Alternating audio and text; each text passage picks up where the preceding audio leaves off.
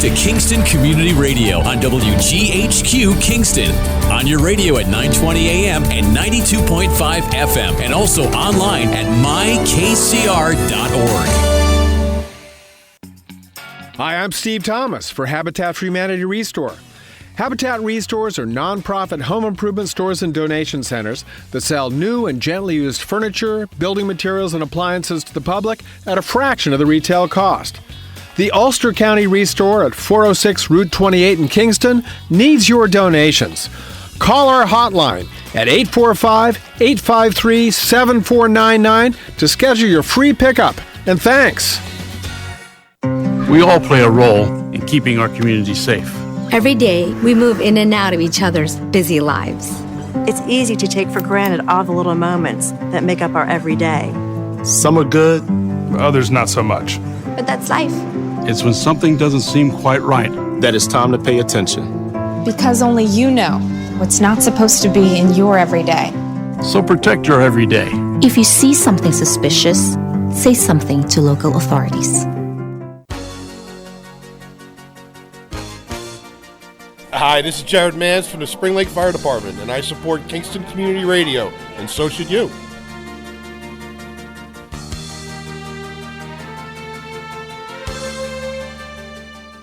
This programming is brought to you by the Friends of Kevin Cahill. As a strong advocate of local broadcasting, Assemblymember Cahill urges you to support Kingston Community Radio with your time and donations. Your contributions keep KCR vital and on the air at FM 92.5, AM 920, and on the web at mykcr.org. Please join Assemblymember Cahill and send your gifts of $10, $25, or more to Kingston Community Radio, Post Office Box 4364, Kingston, New York 12402. Together, let's keep KCR alive. Where's Dan? Okay. All right, we had a terrific Tuesday. It is. It's a beautiful sunny Tuesday. Yep, with Nina Postupack. Yes, and Cameron Rylance. That's us. It's beautiful out. The sun's shining. Nice crisp air. Yes, and lovely. And Dan's on location. He's not here today. No, Dan's filling in for me because I'm going to go fishing on Thursday and Friday, so we switched a couple days. Okay. We're going up with some friends of mine in camps. We're going up. Well, he's not going. Lake George. We're going to Lake George, yeah. So just for 2 nights. I'll be back Saturday. It looks like there's going to be nice weather now. It doesn't look like there's rain in the forecast all week. So. Yeah, which is great. Yeah. We've had our share of rain, that's for sure. Yeah. But we're still below the water table, right, Cam? Tell me what it is. Let's see. We are still low. Yeah, no, we got to be. We were like 10 inches at one. The year-to-date is 8.85 inches. That's a lot. The normal year-to-date is 14.36. I can't believe that. Really? Yeah. Well, 14? No, it's just year-to-date. But because we haven't had snow in the... Normally, we're supposed to get an inch of rain a week. 50 inches a year, so is our average around here. Oh. So it's that's January, a lot. That February, sounds like March. Florida. That's 12 weeks, and we're into April, right? We're into May. May. So, yeah. So that's 5 months. That's 20 weeks. So we should have 20 inches. Well, we're a little less, 14. But either how, we're still low. As long as there's water in the Kingston Reservoir and the Chilcan Reservoir. I can't believe that with the amount of rain we've had. Yeah. Yeah, that's well, it hasn't amazing. been a lot. I mean, lots of. You're a positive person. Well, I mean, those days of sprinkling, we only end up with. Yeah, right. You don't get much. Yeah, very dreary true. And damp all day. Good point there. We're only getting a quarter inch, but. Yeah. No. Everything's growing. You could practically hear the leaves opening up on the trees. Oh, it looks Great, beautiful, yeah. right? Yeah, And the lawns. I think it's cool how in the spring it seems like there's more different colors of green. And then in the middle of summer, everything's just sort of dark green. Yeah, that's true. Like right now now you look with out everything, over a vista, yes. and maple, right there, there's red, there's green, there's light yellows, there's light greens, dark greens. I think there's more color in the spring in the trees. Oh, I agree. Yeah, you're absolutely right. And it's so nice to see all the flowers now starting to pop. And it's great. So I was telling you, I was coming to work this morning. I was coming to the studio this morning, and I get to the traffic circle where Chandler Drive is. Yeah, from Albany Avenue, and I'm coming uptown, and you cannot go uptown. So anybody and I guess that you also can't go on to Broadway either if you're coming from uptown. uptown to get onto Broadway. They're putting in the actual circle today. At least it appears to be that. So if you're going uptown Kingston from out Walney Avenue, you have to go all the way out Chandler Drive and come all the way back in. So anyone who's listening and is going to work this morning in uptown Kingston and is coming from that direction, add about 5 minutes onto your time. Yes. Yeah, you might want to take Wilbur Avenue or Beale Street or Something whatever. go around something like altogether. that. Yeah, right. So that, I guess, so then the plan was to be done by the beginning of November. From what you're saying, it sounds like it's going to be done sooner, No, right? I thought they were saying May. By the end of May, it was going to be Well, done. originally it was November. That's what. Yeah, what no, Wilbur it looks said. like it Actually, is. on the show with you guys. This was months. This was back last. Well, I know year. they were ahead of the game because of the slowdown It sure of looks COVID. like it with all the curbs and stuff. The I mean, construction went faster. I remember some hearing. Yes, it's yes. going to take us a few times traffic. going through to get used to it. That's Yeah. for sure. Yeah, no. And all that stone they've delivered there. Those are going to be some nice rock wall, stone walls. Yeah, as yes. part of the landscaping. So. I think it's really and the new interesting. lampposts. Sorry. Yes, to cut that's you off. okay. Those are cool That's looking. all right. They're like, sort of like gas lamps, sort of. Yeah, it's going to look really nice when it's done. And I think it was really interesting to watch the whole progression of the circle itself and the curbing, and you don't realize until you see it start to take shape and so forth, the amount of work and engineering and everything that goes into it. And they've done an amazing job, I have to say, with keeping traffic flowing through that area and still, putting this all together. So it's amazing. All while dodging traffic too. You Yes, see guys absolutely. ducking in and out of the cars and the red lights, and Yeah. so it's been a active work zone. I was a little confused because I came over, the little bridge there, the railroad, the hump there, and now the way I was supposed to go, traffic's coming right at me. So, and there was no one ahead of me. So I went to the right, and I'm like, it doesn't look like I'm going to be able to go straight through here. What's going to happen? So it is a little confusing in the beginning, but yeah, it worked out well, and I got here before the show started. There you so go. That's So a we good weren't that thing. late. Yeah, We absolutely. weren't late at all. How was your Mother's Day? Oh, good. It was great. We had a wonderful weekend. We did something 2 years ago for Christmas. We had bought everybody in the family passports for the Shangam Wine Trail. Uh-huh. And, of course, with the pandemic, we never got to use them. So we said, why don't we do a couple of the places they extended it for a year so we could use the passports. And it was a dreary Saturday, right? But we had a great time. Awesome. We really enjoyed it. And then Sunday, I had my whole family, my mom, happy Mother's Day to my mom, and to my sister, and we had everybody over for dinner. So your it was house? nice. Oh, At my that's house. cool, yep. So it was a great weekend. Drew and Nikki, kids for Dana, everybody was home. So it was really nice. You had a full house, nice. Yeah. How about your mom, your sister? No, Did you I have a good hosted Mother's Day? a little family get together. My mom and dad and sister and Great. son, and it was nice. It was good. I had driven down on Saturday. I drove down to Helena's pierogies in. Oh, I Ashford or Crump's or love whatever. those. Oh, my gosh. Bought 3 different flavors and some kielbasa. I was going to ask you, we got the kielbasa. of Oh, course, my you gotta gosh. get- That's the good. That's not the old fatty, gross Hillshire. So pie. let's tell people where that is. If you've never been there, it's amazing, right? It's Yep, right and they've done. I haven't been there in a while, but she's like, it's all redone inside. There's a couple tables. Like I think they're offering like little Eating, lunchy stuff. yes, yeah. So Helena's Specialty Foods, wonderful Polish market. Polish, Ukrainian, Middle East, or middle, Eastern European, I guess. Pierogies and sausages and all homemade. Yes. It's right in, I guess, Kurhansk. It's basically across from the world's largest gnome. Right, exactly. Right across the street from it. It's next door to the rental place that's on the right of 209 as you're going south. Yes. Helena's Specialty Food, fantastic. Yeah, we got like regular potato and onion, and then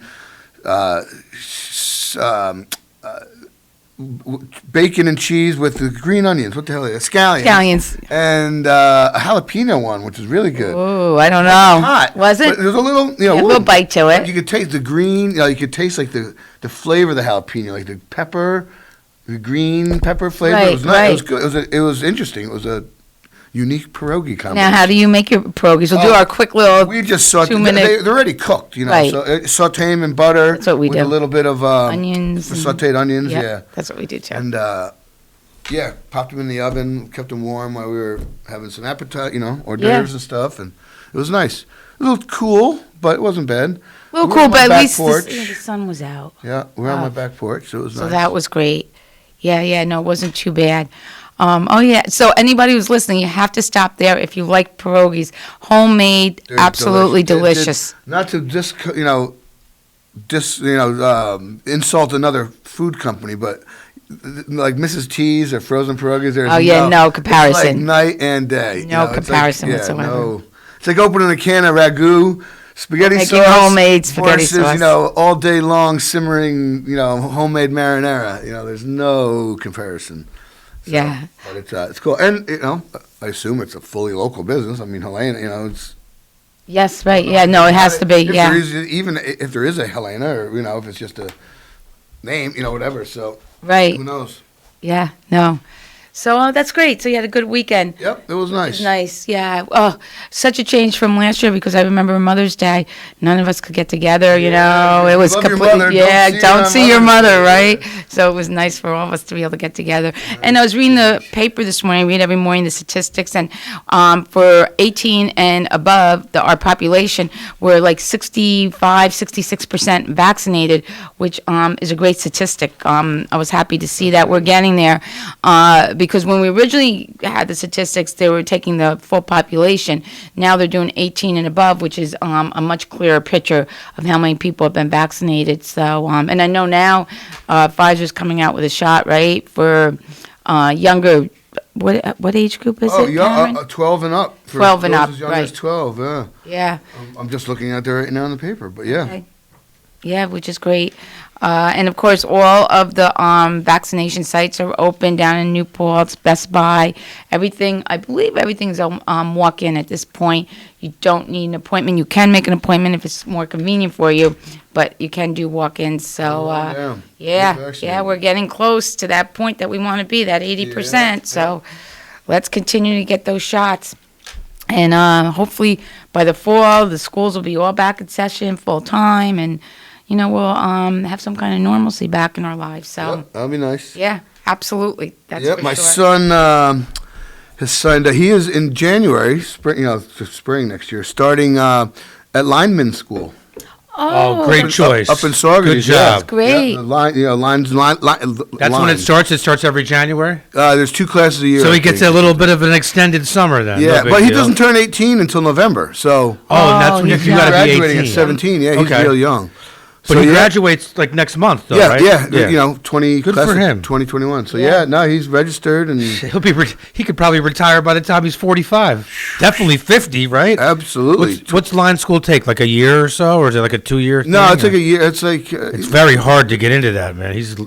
That's awesome. It's short, but it's intensive. But because. Heck And then you also get, you can graduate with your CDL to drive trucks and underground working, classification, the high, everything. So, he's going to, he wants to go out west. He wants to see the country. Oh, He good wants for to- hey big for him. skies and- exactly. Why not? Making, Absolutely. $90,000 a year, working on infrastructure. Now, is he back 5 days a week at school? Is Kingston High School? I know, Everybody? 4 days. I think Friday's still virtual. Friday's Yeah, still virtual? I think so. But, we were talking, we were just talking about this on Sunday with my family together. And my, mom and dad had, saw this article, I think it was in the Times or something, about there's a company in Texas that makes, wind turbines, the huge, and they need truckers, to deliver, whether it's Canada, anywhere in North America, they got to drive. They can't get people. They're offering $14,000 a week salary to drivers. Oh my goodness. To That's drive, to deliver blade. Trucking 20 years ago, it wasn't really that great of a. You'd be more time away from your home and family and stuff like that, rather than the pay wasn't. Yeah. They didn't balance each other out. That 14 But grand so- a week is a lot of money. But so many, every time you're on the highway, a truck. The sign on the back of the truck, drivers wanted, we pay Yes, bonus, absolutely. full-time, local delivery, sleep at home at night, Yeah. Virtually every single truck you see has signs on it. Yeah, no, that's true. Or, Yeah, absolutely. um, Oh, good for him. So, once you complete, it's a year course, then once you complete the course, then you can put your resume out there Yep. to all these different Yeah, companies. you can, you're automatically at the level of apprentice, like union apprentice. That's great. Because most I linemen are. I was are, not you know, aware of that. you know, and it's right here in our area, which up is in Saugerties, yeah. yeah, that's fantastic. That's great. Good for him. Yeah. Yeah, you know what? It's wonderful when you're 16, 17, 18 years old and you know the field you want to go in because many times kids don't. Yeah. And they kind of struggle with the direction. The example was his Shane Nagy, his uncle, my wife's ex-wife's brother. Super great guy. He's, been a lineman in Central Hudson for years and makes a fantastic living. Yes. At this, he's been it for 20 years, and so he has seniority, so he can, pick and choose where he wants to work. He does some instruction at this institute. That's how he got to know the guy, and that's great. Yeah, I mean, it's fantastic. And now, with the greening of America, all these solar farms and everything's got to be connected to the grid, and their grid is aging, and it's also like the perfect storm of, the 60s and the 70s when all these utilities were built, they were not built but ramped up and got bigger. Sure. There's a generational, similar to a lot of businesses. Like there's, the huge, high proportion of people are aging out and less young people are coming up. Yeah. So, great. It's a perfect opportunity, perfect timing. So, that's good great. for him. And if he doesn't like it, he can always go to college or join the military or whatever. Oh, sure. He's 18. He can do what the heck he wants. Wonderful time to be, right, Cameron? Yeah. To know half of what I know now to you could go back. Go back, right? I've been a teacher. I would have taught as many sports as I could to get that bump. And there you go. The last 3 years of your tenure, you work overtime and everything to bump it up a little bit. Your pension, heck yeah, I would have done that in a minute. But because knowing about myself, what I know now, and which has come out through, I guess, my whole life, I guess, but, the teaching, mentoring. Right, sure. That's why I dig the summer camp aspect, the volunteerism through Kiwanis and the Elks Lodge, that helping thing. So I think teaching probably would have been a good choice for me. Yeah, looking back now, right? I know, but what can we do? Exactly. So now this is a call-in show, 331-9255. And we have the Boys and Girls Club. We have Dan Whelan coming on. He's going to talk a little bit about the auction at Saugerties. So we have two clubs, Saugerties Club and the Kingston Club. So the Saugerties Club is doing their auction the end of this month. So he's going to talk a little bit about the virtual auction and what's going on with that. And of course, anybody who's listening and wants to sign up for the virtual auction, you can, which is a wonderful way to support the club and not even leave your living room or your home. So we're looking forward to hearing from Dan this morning. So that'll be great. And You should have Carl Brown. Carl, yes. Yes, and Carl always brings great. He has a guest or somebody to. Somebody new in the community, exactly. a new business, someone who's offering a new service. So, which is fantastic, and Carl's wonderful about that. I saw Carl recently in the DMV. You see everybody in the DMV, you know eventually, that, right? Yeah, you see everyone. Yeah, so it was nice to see him in person. Our last guest. That's right. And what's the aging? Sue always has so much information about what's going on. And I think they're ramping up a little bit more now. Yes, so she can have some good news about maybe they're getting back together. So yeah, and then her and I, we're both Kiwanians. Okay. We had come up with an idea at the last board meeting to have a Kiwanis yard sale. Like everyone that's in Kiwanis has stuff they want to get rid of. We're going to have a central location. Right? Yeah. And, we'll get volunteers to man it, whatever. We're probably going to do it under the pavilion at the Elks Lodge. Oh, great. But, September, I'm thinking late September. Perfect time. You can get all sorts of stuff there. You can sell hot dogs. We got the room. We get food trucks or something. Who knows? But and people love yard sales. Yeah. People really. A big one under the pavilion. That should draw. And then we have 100, more than 100 Kiwanians, and I'm sure people got stuff. I know my parents got crap they'd love to get rid of. Oh, I think we all do, right? And, so Kiwanians would donate their stuff, and whatever the proceeds would go to the club. Yeah, that's great. Because our revenue's down because of the, sadly, we had to reduce our number of scholarships this year at Kiwanis. We were only giving out 15 instead of the usual 20 because no revenue from the Classic or the Capers. But the Classic that we just ran, the Kingston, guests, they, through the continued generosity of our supporters and sponsors, we still made several $1,000s. Fantastic. That we were poured directly into the, there's nobody gets paid or anything. So we got all that was poured into our scholarship fund. So the meager earnings from the capers and the classic, we eked out $15,000 for 15 Great. scholarships for. Well, that's wonderful considering, a year of the pandemic and everything. Yeah. And how all our nonprofits have been struggling. It's Lot of great work. that you're still able to give that Lot of many work. scholarships. So, and my a lot of hats work. off to a lot of people, and Yeah. Joe Fay, speaking boy, he's been very instrumental with Joe's great. sponsorships and young Mike Jankowski. Mike Banker, young guy, he's a great guy. He's been involved. I think he's going to be our president next year. Oh, great. Yeah, so That's nice. It's nice yeah. to see younger Yes, he's people involved. It really is. I mean, he's a grown man, career man, but he's probably our youngest member. Right. No, I know. 30-year-old person's our youngest club member. So Well, that's great because I know even with the Boys and Girls Club, we've just started having some younger people join the board, and it's been great. Matt Stote's carrying on the tradition of his grandfather, his father, and now he's coming on the boat. One of Bill's kids? Yeah. Oh, cool. Yeah, and Travis Rask is also coming on the board, and so it's nice. It's nice. They have a lot of energy, but they also bring a lot of new ideas and different ideas, and which is cannot great. hurt. Yeah, no, absolutely not. So that's good. Good. A lot of the nonprofits now, with the summer months coming and things opening up a little bit, are starting with all of their events and different things and fundraising. So hopefully we'll all support them. I know a lot of golf tournaments are planned for this summer. Yep. Which is The great. Kiwanis Golf Tournament's coming up June 7th, I believe. So Okay. sign up. Same day as the Thanksgiving in June. Turkey dinner, drive-through turkey dinner at the Elks Lodge. Right? That's gonna be right. busy. There That you was our go. busiest dinner last year. Oh, really? Yeah, it was like Turkey? 130. That was busy. Now, what was the one that you recently had that it was a big hit also? I can't remember that you actually didn't have enough meals. But anyway, we'll see if you what surpass was it. that? I don't know. Shepherd's pie, maybe? Was it the shepherd's pie? I'm Was trying it? to- Tacos was the last one for Cinco de Mayo.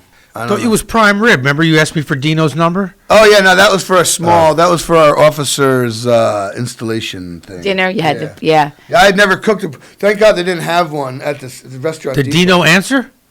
Yeah, yeah. Oh, yeah, good, yeah, good. yeah. But they didn't. I had never cooked a bone-in big old prime rib. Yeah.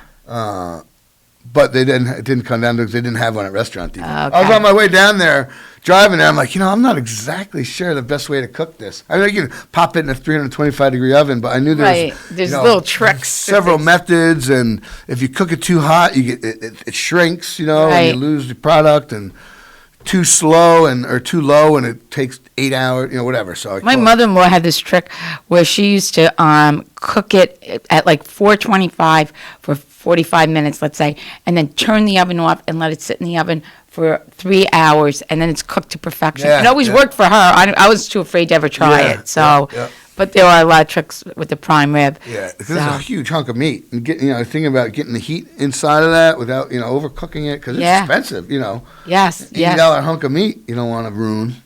So I saw an amazing thing in the sports section, the Freeman today, on the Allie Mitchell. Yes, Yeah. I was like, oh my gosh, what was the time that she did? 5-minute, 5:15. 5:15 mile, and it was the best that anyone has done in over 20 years, From Kingston High graduate. Yeah. right? From a Kingston High graduate, and the other two individuals that held the is Eileen Casey Yeah. Eileen Pine, and Melissa Stellato. Yeah, Is that Melissa Dr. Stellato's daughter. I think it is, yeah. I remember Eileen Casey. I was in like junior high when she was running, Yeah. and winning, state tournaments and all that. I remember, yeah, she's, yeah.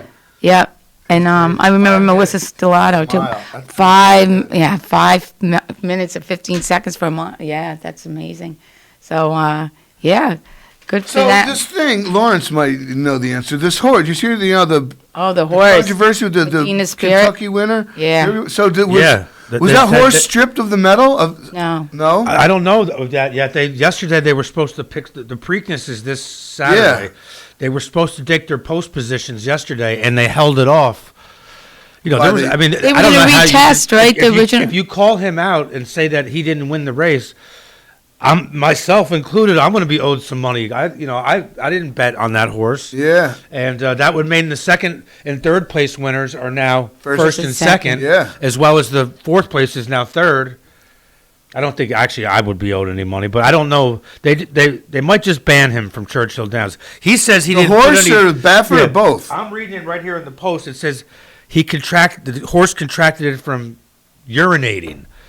I don't know how that was on the ground. He goes, he's never been accused of this before, and it's only happened twice in like the 140 years the Derby's been running. No, I thought Baffert there's some other allegations I had heard. Never with steroids though.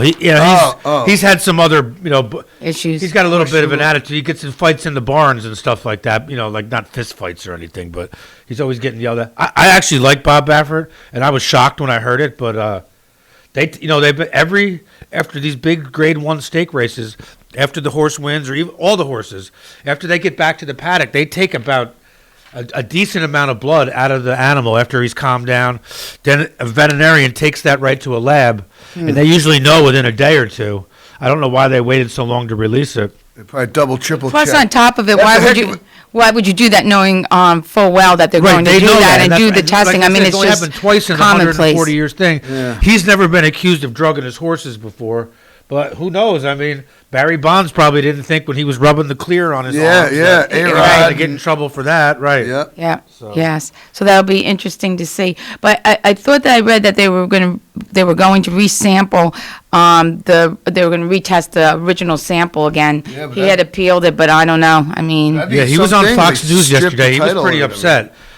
I believed him. I think but there's 20 horses in the race, and the horse did win wire to wire, which rarely happens in the Derby. I mean, he jumped right out to the front, and no one even. He only won by like a head or something. But he kept the lead. Yeah, he had a good number. He was the 8 horse. So when there's 20 going across, the middle horses have the best line to whoever makes it to that first turn. First turn, yeah. Yeah, because it's a short race. It's not as short as this Saturday's one, but they're very short. The 2 ones in the beginning, the Derby, the Preakness are short. That's why it's so hard to win the Triple Crown. When they come up to New York in June or whatever it is, 3 weeks after this one, that is a mile and a half. And the horses really, they're bred for it, but it's almost like doing 2 races in one. And when you've run all this many times in the last 5 weeks, usually a horse will run, if it's a stakes horse, he won't run for another 2 months.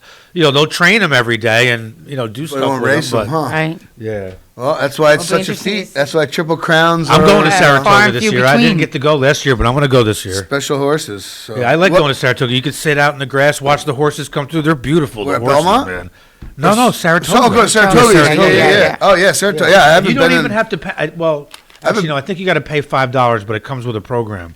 I haven't been in a couple of years. Yeah, we'll come up. We'll go. I'm going to go. Saturday afternoon? Yes. Yeah.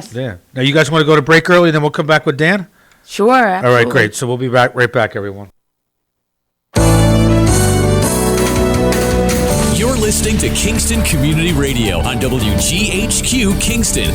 On your radio at 920 AM and 92.5 FM, and also online at mykcr.org.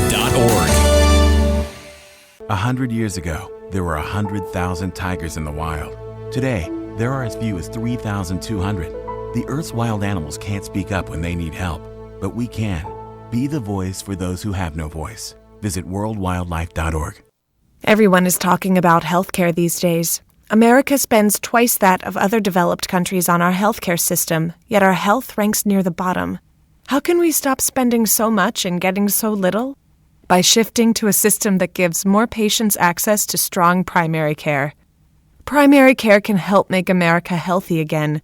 To learn more about the benefits of primary care, visit www.healthisprimary.org.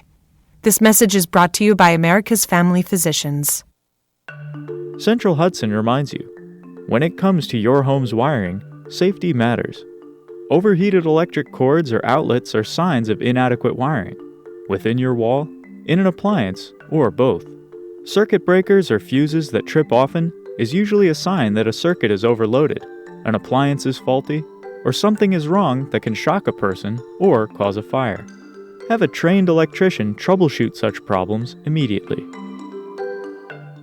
screening exams for breast, lung, or colorectal cancers are necessary to detect and treat disease at its earliest, most curable stage. But you may have some concerns and questions. Answer your questions and ease your fears by visiting radiologyinfo.org. In addition to information on screening and wellness, you'll find more than 200 descriptions of radiologic exams, procedures, and treatments to help you prepare. Get informed and be prepared. Visit radiologyinfo.org, produced by the Radiological Society of North America and the American College of Radiology.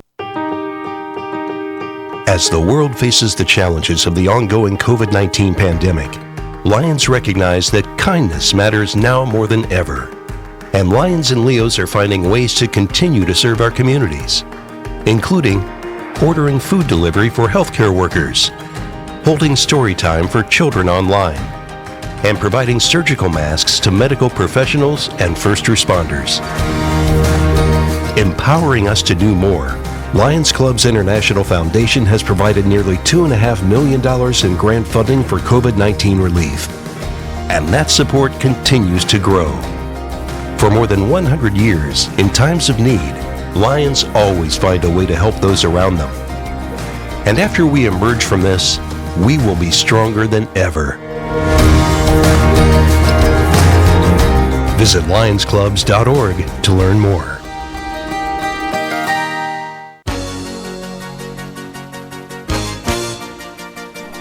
Hi, my name is Jackie Lovezzo. I'm from Lake Katrine, and I support Kingston Community Radio because it is an invaluable resource to the community and its residents. This portion of Kingston Community Radio has been brought to you by the First Savings Bank in Ulster County that still remains local to this day. Ulster Savings Bank, a community bank that's invested in local business, invested in community, invested in you. Ulster Savings Bank, your one-stop resource for everything local. Locations throughout the Hudson Valley and online at ulstersavings.com. Member FDIC. All right, we are on. We're back. I believe Dan Whelan is with us. Dan, you with us? Good morning. Good morning, Dan. So, for our listeners, Dan Whelan is the Executive Director of the Boys and Girls Club of Kingston and Saugerties, and our monthly guest at this time. Yes. So, how you doing, man? Good morning. Good morning, everyone. Nina, I feel like I haven't seen you in so long. I know, Dan. I have not seen or spoken to you in a while. It's good to hear your voice. Good morning, guys. So, Nina, in our first half hour, Nina's saying there's you have a big auction in Saugerties coming up. What's the story with that? We're talking about how it's virtual and everyone who's listening can join in and support the club. Yeah. So, as you guys know, as we talked about, before, for those who haven't heard, we run an auction in both Kingston and Saugerties, and it's our biggest fundraiser of the year. It really kind of sets the tone for what we're able to provide for the year, for as far as programming and opportunities for our kids. So, Saugerties is coming up, and it'll be taking place next week. The virtual auction will be starting on Thursday, May 20th at 5 p.m., and it'll be open for about a day. It'll close Friday night at 6:30. And then there'll be some other items throughout Friday night, 5/21, that'll be available. So it'll all be loaded up on our site with the times and when things are going off. It's a really cool system. The website right now is bgcsaugerties.givesmart.com. And it's real cool. It's a real cool system. We used it last year for our virtual auction, and it, you get text message updates if you get outbid. You don't have to necessarily stay, locked in on it. It's a real cool system, and I encourage anyone to at least check it out. So this is a company you've contracted with to, do the computer operations? Yeah. One of our board members last year was looking into these things, and then everything crashed. So obviously, it was a must for us to continue, and we linked on with a company that provides a service, and it's really been great. Huh. Interesting. There's also some good videos and information on the club on the site as well. So now it's all virtual. Is there any live aspect to it, or it's all virtual, or all like a silent auction? Silent auction type thing. Yeah, the virtual site is basically is all essentially a silent. Okay. it operates online, and there are larger items, and there are things like that, but it essentially runs, for what people know, for what we know as a silent. Yeah, that's cool. You know what's great about it that I really liked last year when we did it? So everybody always has a couple items that they really want, and you can receive a text message every time someone else bids on that. So you can go back and then look at it again. You don't constantly have to be on the site and watching it. So it was real. That was one aspect I really liked about it. The other is you could be anywhere, any place, and you can be bidding on items. Anything. Yes, that's absolutely true. So you could be drinking your cocktail in your own comfort of your living room and bid on some auction items, which I think is great. And like you said, Dan, one of the things about the software, which I think is a positive also, is you can look at every single item. It gives you a little description of the item and so forth, which is really nice. And there's always a picture of each of the items. And how many do you have? You have quite a few, don't you? We're probably going to have, all said and done, once we get there, we still have some things coming in. We're probably going to be definitely over 100 items. That's a lot of items, so that's fantastic. That's great. Yeah. And probably upwards of 150, but we're still in that little range where we're wrangling it all in. So, you guys, you staff or whatever, have to submit photos of the items, right? And then the company takes them and puts them in a format and... Yeah. Wow, that's really cool. It is. It is. It's really cool. And by the company, Cam, you mean me? Yes, there you Dan. go. Dan does all the work. There you Dan go. does all the work. You are the head guy there. And Dan, if people go on Boys and Girls Club of Ulster County, there's a link there also. Am I correct? I'm not sure if that's live yet. I haven't checked it. We just sent out the email blast yesterday. Okay. But yes, that will be on our banner. Okay, great. And that's the 27th it opens, right?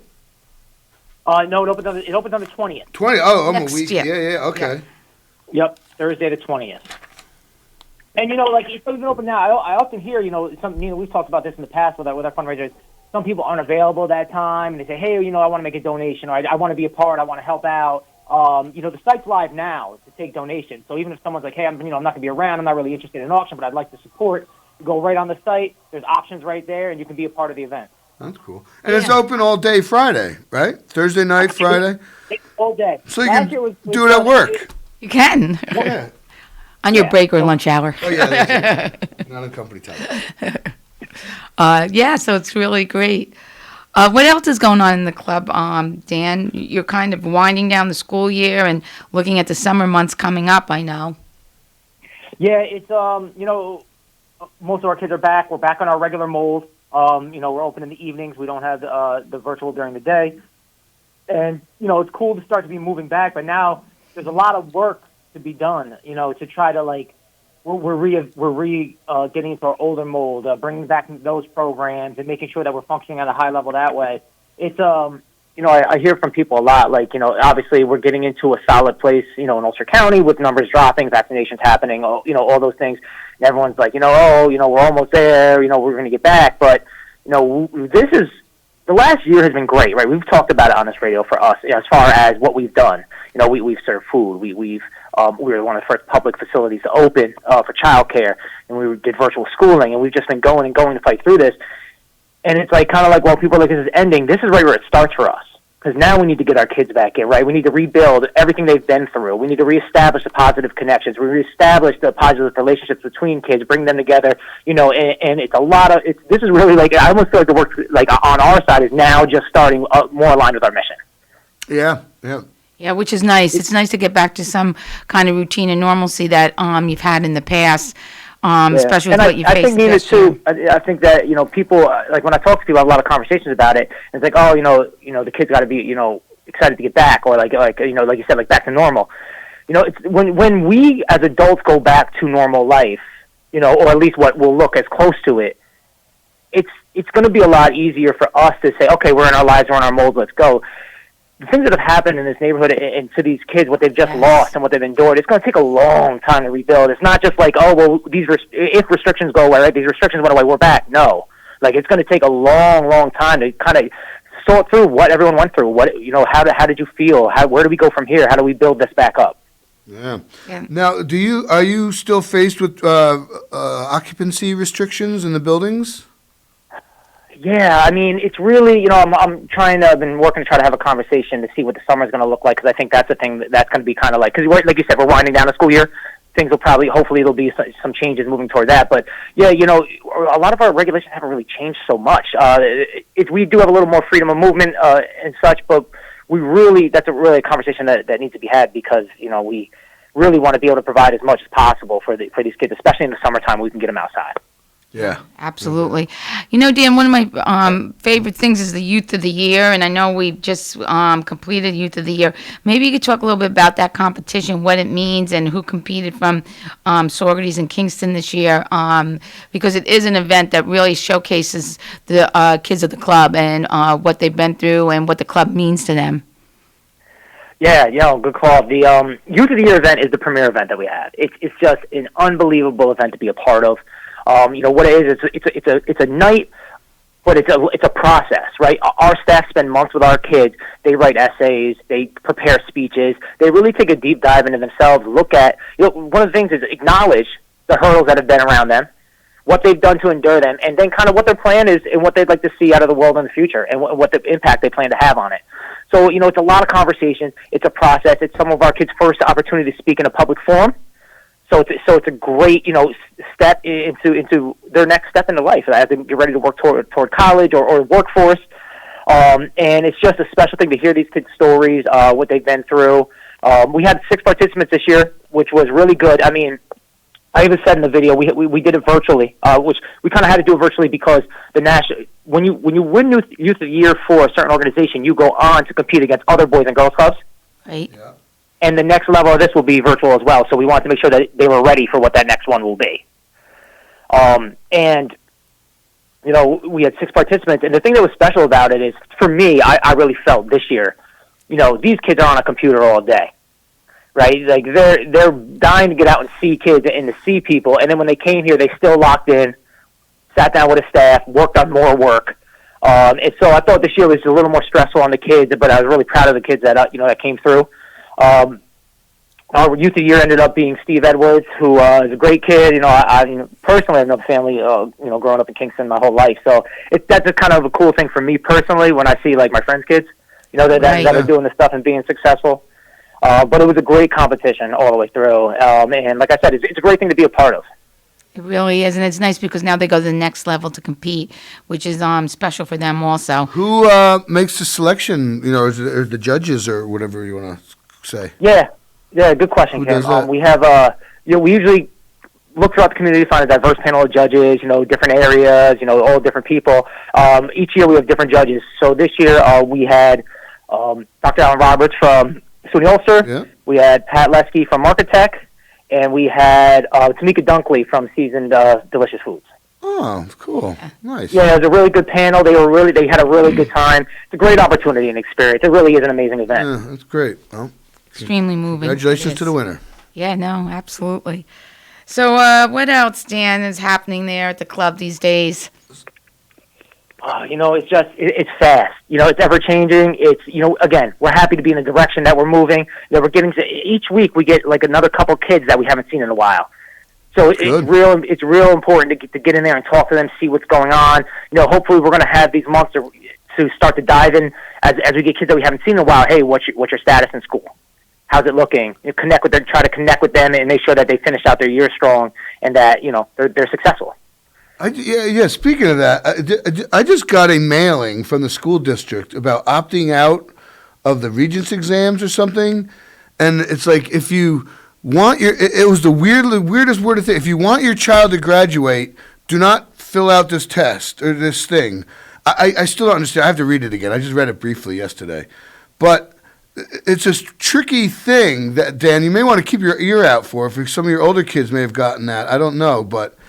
It was in English and Spanish, and it's a form from the state regents It's not from the school district. Yes, through Padalino, through the school district, but it includes this opt-out form, and I don't understand it. I have to read it, sit down and actually read it. So you opt out of the Regents exams. But it says, rate several things, like if you want your child to graduate in 2020, do not fill out this form and may return it, or it's I don't know. I got to read it again. It's very confusing and weird.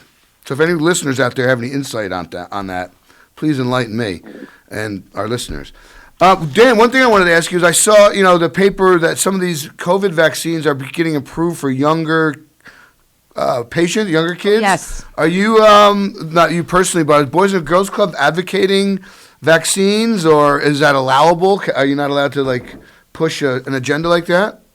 Yeah, I mean, that's not really our space in general.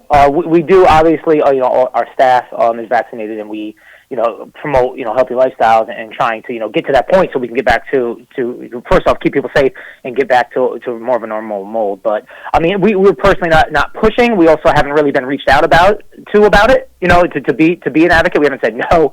But yeah, I mean, we talk to our kids about when kids have questions, and we also bring it up to have a conversation about what that means to be vaccinated and what their feelings are, and just kind of clear up some questions they may have, and the conversation can go either way. Yeah, good, because I know there's a lot of misinformation out there. Certain communities in our society that it's misinformation, which is bad. So yeah. Yeah, and like we said, we're able to speak to kids. I mean, like I said, we're all vaccinated, so it's easier to have a conversation about what was it, what happened. At least if there's any anxiety around that, we can kind of answer some questions. So another thing, Dan, that I thought I actually shared it on my Facebook page is there was a group of kids that volunteered from the club to do the clean sweep this year, and I thought that was fantastic. Giving back to the community, volunteering, being part of cleaning up in their neighborhood. So how did that come to be? We've been a part of clean sweep for I think don't quote me on. Let's say 12 years now. I think we've done it in a row. Cool. Where so it's a great event. It takes place all throughout Kingston. We're always located in Midtown, and I think there was a large increase of community organizations that were involved this year too. So I guess it was great to see, because I know there were a lot more people involved, and I think a lot got done. And so do the kids volunteer to do it, or do you? Yeah, so they do. That's great. That's absolutely wonderful. I got to tell you, like we said, one of my favorite things about this club, especially both of our clubs, is that most of our kids aren't told they have to go there, right? They show up. They show up because they want to do things. They want to be active. They want more. They want to be involved. So, I mean, we don't typically have a problem getting volunteers for stuff like this. When we ask, kids want to do it. That's fantastic. That's great. And for them to volunteer, I mean, that's a positive in so many ways. And I was saying, let's talk about Joe B's a little bit, because Joe does such a great job at the club. And I saw a picture of some sesame chicken, which I thought was it looked delicious, to tell you the truth. So Joe does a great program at the club, correct? Yeah, the sesame chicken was out of this world. Everyone loved it. That was one of the best. Of course, it's all great. We got our cooking club going full speed. Every Thursday, Joe Begans from Joe B's comes in and helps our kids. They prepare a meal, and actually what they prepare is they prepare our lunch for the next day. They prepare a meal for themselves, for the ones who cook, and we actually the meal they're making is feeding the club. Oh, that's cool. They ate well on that Friday. That's cool. Yeah.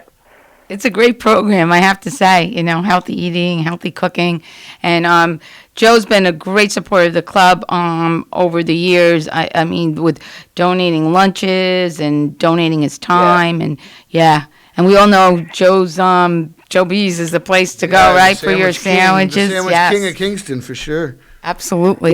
Yeah. I reached out to Joe. But I think we started this a little over a year ago, and I've known Joe for years and years, and Joe's a great guy, not just because of what he's doing, but he's also a guy that we can kind of get together and spitball some ideas and things that we can do for the community and together. And he's always just on the move. He's always got his head and heart in this community. It's a great person to have to be aligned with and just to know. Yes, and so much of what the club does depends on community support, and that's why it's Joe and and even up in Saugerties, Brendan. I mean, he's fantastic. Also helping out with the club, with food, with doing fundraisers for the club. Yeah, Brendan Modio Mirabellas has been he's always a stable for us, man. He's huge help in Saugerties. We've been growing our teen population. We've designated teen times that have been really good. We have a good flow of kids that are coming regularly, and we've been doing teen nights. And like you said, Brendan usually gets the food for us, so the kids can have some pizzas, some knots, some kid friendly fun stuff. And it's you all know food is a big sell. People want to go where the food is. So the kids have a great time. They had their last party was last Friday, and they had a glow party. They had glow sticks. They did a hide and seek with the glow sticks, and who can get the most. It's just a great night. That's fantastic. That's great. Well, that makes me think about the county's doing that initiative with the school district on Friday nights coming this summer. Are you involved? Is the club involved in that at all? I haven't had as of right now. We are not. It's my understanding we'll be reached out to when it gets to that point. But I don't have any real information aside from what everyone else has. I mean, It sounds like a great idea. Accessing more kids. What we talk about that we do all the time. Accessing kids and giving them opportunities for positive activities during times of highest risk. Right. So, I mean, the idea of it, the premise behind it all sounds right. And something definitely that, we do that. So the club is obviously in support of anything that helps, kids stay out of negative influences. Yeah. Well, I think it's natural for them to engage you. I think, like you just said, that's what you do every Friday night, Right. So offer a safe space for kids to, meet. So, whatever. It makes perfect sense that you're involved. So hopefully they will. Definitely. Yeah, we look forward to hearing from them. So now, will your hours change for the summer at the club, Dan? We are going to be open in Kingston. We'll be open from 8 a.m. to 7 p.m. We used to be in Saugerty we'll be 8 o'clock to 6 p.m., 8 a.m. to 6 p.m. We used to be on a 10 to 6 mold in the summer, and we just felt like, 10 o'clock is too late for a parent that needs to get to work for some of the younger members. Yes. And 6 o'clock is just any hour we can stretch later to stop pouring our kids into the streets while the sun's still out. We're looking for them those opportunities. So Kingston is 8 to 7, and Saugerty is 8 to 6, same premise. Obviously we're restricted with what we can do staffing-wise until that's a long period of time. But, those are hours we're trying to stretch and be as available and accessible to kids as possible. Yeah, that's great. That's fantastic, especially during the summer months. And I do agree with you. One of the things is 8 o'clock in the morning before parents go to work or whatever the case may be, that they have the opportunity to drop their child off at the club makes a huge difference in their lives. So that's great. Yeah, and even though those are our hours, we stretch outside our hours. We're here past 7 o'clock. In Saugerties, we'll run a basketball program past 6 o'clock. Weekends, we have staff and volunteers that are here, just being active. So, those are our root hours for regular stuff, but then we do specialized program outside of that. Great. That's great. Now, Dan, a question that somebody asked me, what if somebody moves into the neighborhood and they're a new kid in the neighborhood and they want to become part of the club? Do they just come over and speak to staff and or how does that work? Or does the parent have to reach out to you? How does that all happen? Send them on over. It all depends. Obviously a 15, 16, 17-year-old kid is easier to have a conversation about what club looks like. A younger kid, the parent may want to be a little more involved and just, make sure that it's a fit and that our hours fit what they need and let them know the services we have that, that we do provide meals and that we do have these programs just because, it is nice to have a conversation with the parents so that they know on their end what we have available and they can help us to push the kids into certain programs, into certain opportunities. Yeah, that makes sense. That makes perfect sense. And one other thing I had somebody ask me the other day, any type of volunteer work that someone would want to do for the club, they would reach out directly to you either through email or by calling you. Is that correct? Yeah, absolutely. And to be honest, though, too, especially as we're going into fundraising season, they can reach out to Ann. Ann Chris Warren is our director of operations here, and she's on top of making sure the programs and seeing where the staffing is. So she's another good resource to reach out to as far as seeing what's available in volunteer status. Can you give us some contact information, phone number, website, emails? Yep. Yeah. You can contact us. Basically, someone's here all the time at the club.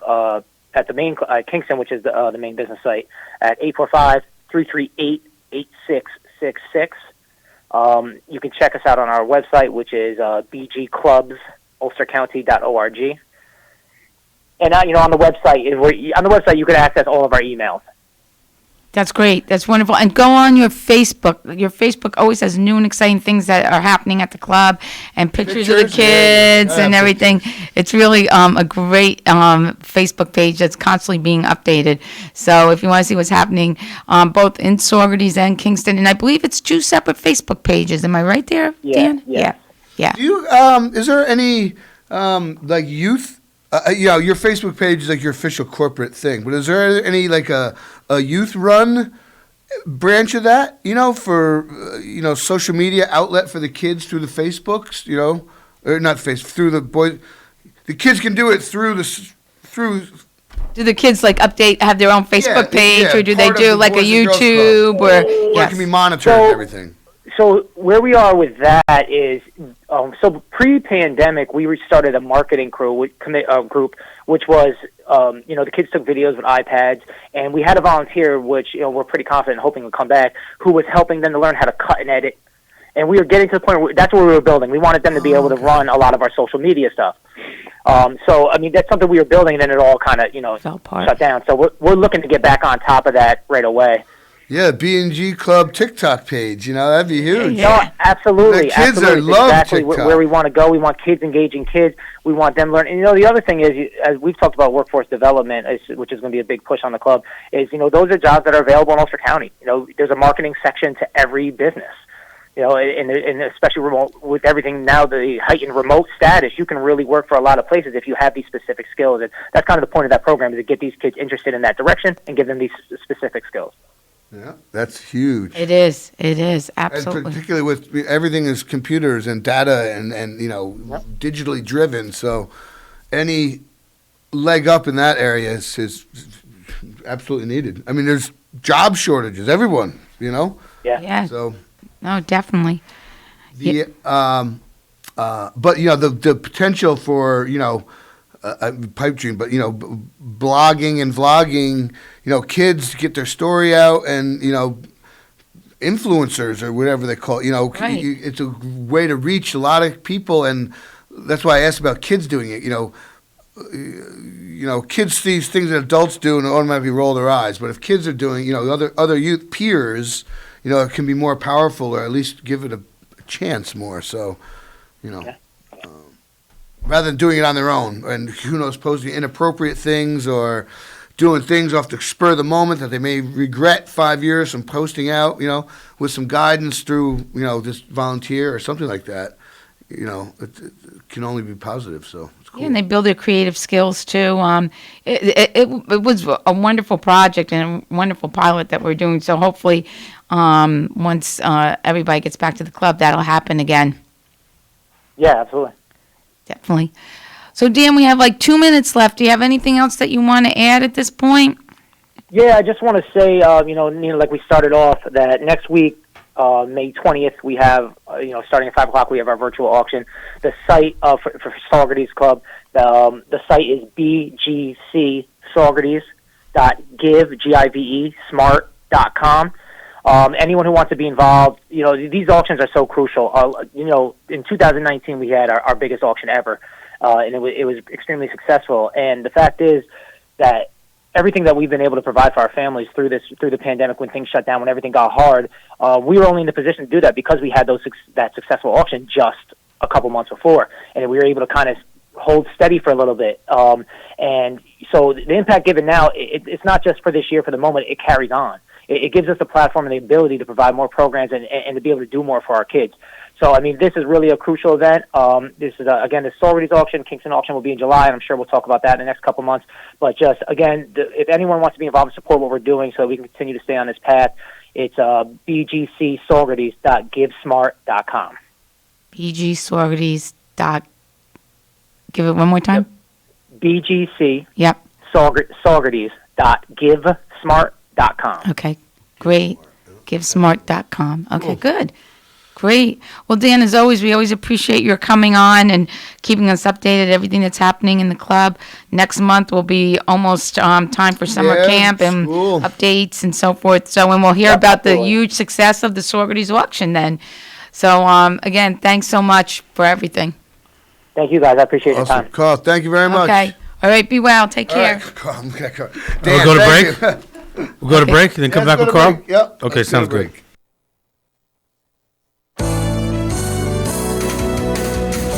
Listening to Kingston Community Radio on WGHQ Kingston. On your radio at 920 AM and 92.5 FM, and also online at mykcr.org. Question: what will you find on all over-the-counter or OTC medicine packages to help you choose the right drug and use it safely? The answer: the drug facts label. This label lists the medicine's active ingredients and purpose, how much to take, and warnings you should know before using it. Remember, even OTC medicines you buy without a prescription can cause side effects you don't want. So follow the information listed on the drug facts label. For more information, visit fda.gov/drug facts label. A message from the U.S. Food and Drug Administration. Introducing the YMCA. Sure, you know the Y for a swim or a game of hoops, but we're more than that. We're a cause. When you take a jump shot at the Y, someone else is getting job training. Practice yoga as a team practices her leadership skills. We give people of all ages, incomes, and backgrounds a chance to learn, grow, and thrive. So while you might think of the Y as the place for lifting weights, we're also about lifting entire communities. That's the Y. We're so much more. Visit ymca.net/more.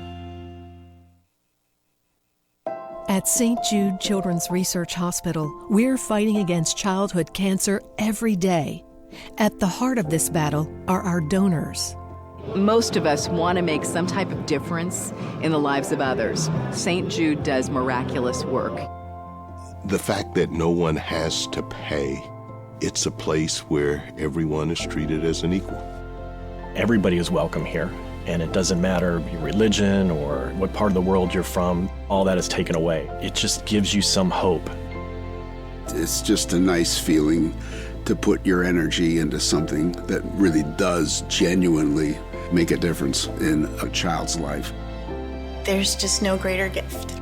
If we have the ability to help, then we have a responsibility to help. Finding cures, saving children. St. Jude Children's Research Hospital. Find out how you can help at stjude.org. Central Hudson reminds you, when it comes to your home's wiring, safety matters.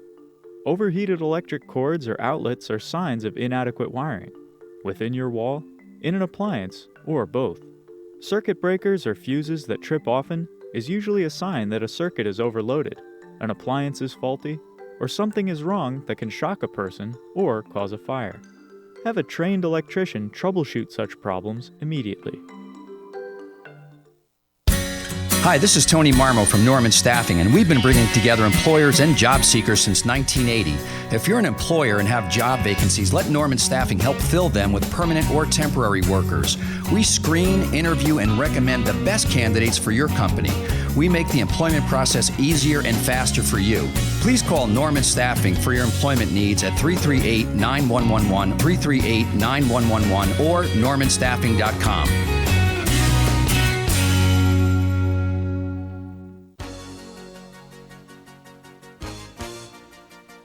Hi, this is Winnie from the Rosendale Seniors, and I support Kingston Community Radio, and so should you.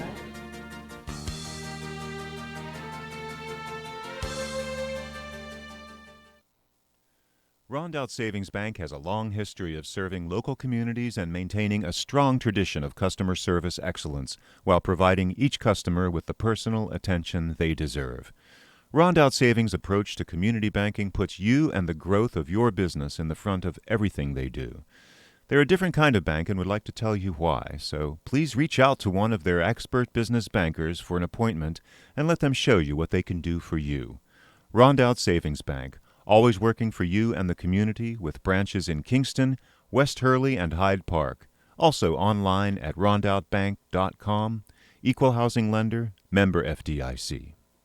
Go for people. All right, we are back on the air, and we happen to have 2 birthdays today. Oh, that's great. So, Nina, you're gonna do one, and I'll do one. Okay, that sounds good let's to me. no here. I don't get a chance to do one. We have a guest reader today. So, today, May 11th. Whose birthdays are it? Well, I have a please wish a happy birthday to Peter Lawson from your friends at People's Place. We hope you enjoy your special day. Carl? Well, I got a happy birthday to Larry Goldblatt from your friends at People's Place. All right, well, let's see who wins. Put them in the randomizer, and congratulations, Peter Lawson. You are the winner of today's Boyce Brothers Dairy cow pie. Cow pie. Compliments of Boyce Brothers Dairy, 62 O'Neill Street. And it's a beautiful sunny day, so I hope you go and get it and enjoy it. And, of course, listeners, send in your birthday announcements. Yes, please, because we love giving away that cow pie. And go thank the fine folks at Boyce Brothers for supporting us and giving away cow pie every day. So, Carl Brown, welcome. Good morning. It's so nice to have you in the studio. Thank you. It's we nice loved to you see you. calling in, but it's nice to be, in person. Well, you got your nerve. I haven't seen you in a while, neither. You were out. We had a substitute last time. Yes, but I did tell everyone on the air when we were speaking about the program today that we saw each other in DMV. Oh, you did so? Yes. Jeez, I can't get around. I know. I let your secret out there. Well, I finally got my license, so they let me drive for another 5 years. That's a good thing. That's a good thing. That is a good thing. Did you get a new picture? Yes, I did. Oh, there yes, you go. I did. Got to stay updated, right? Well, I had to brush my hair, or the lack Yeah, of. lack of. Smooth the peach fuzz a little. So how have you been? Pretty good, pretty good. I heard you guys talking about jobs on. Yeah, on why the don't you air. tell us this little Mother's Day story, if you don't mind? My word! You don't mind listening here again? Well, obviously, absolutely not. all of us know that there's a situation where there's jobs that are available, and people aren't working. People aren't working for these jobs because they're getting a lot of money from unemployment. And obviously Biden is addressing this. But it's a sad situation. So anyway, make long story short, well, I don't know if I can do a long story short. How about That's right. Just tell us- how about a short story long? Yeah. I was out to Diamond Mills having Mother's Day with my family. And as soon as I go up to the omelet bar, my wife and everybody else is going out grabbing something to eat. I go to the omelet bar, and there's this guy dressed as if he owns the place, and he's cooking omelets. So after he finishes, he's cooking the omelet, and I'm looking at him and going, boy, what do they got you doing next? And he goes, it's funny you say that. We can't get anybody to work. I says, what do you mean? He says, we just can't get anybody to work. And I go, oh, wow. So I played it off, got my omelet, because I came there to eat, not talk about work. The employment your situation. omelet, your breakfast. So I go sit down to eat, and with my family, didn't get a chance to tell my wife anything, and all of a sudden, I see this guy, no longer being a chef, now he's waiting on tables. So I looked at my wife, and I go, that guy just told me they can't get anybody to work here. I asked him to come over, and I go, why are you waiting tables now? He goes, well, I came up from Long Island. I'm Tom's cousin, the owner of the place. Tom Shazer, Yeah, I'm Tom's cousin, and we can't get anybody to work. It's just like I told you. I said, I'm wearing different hats today.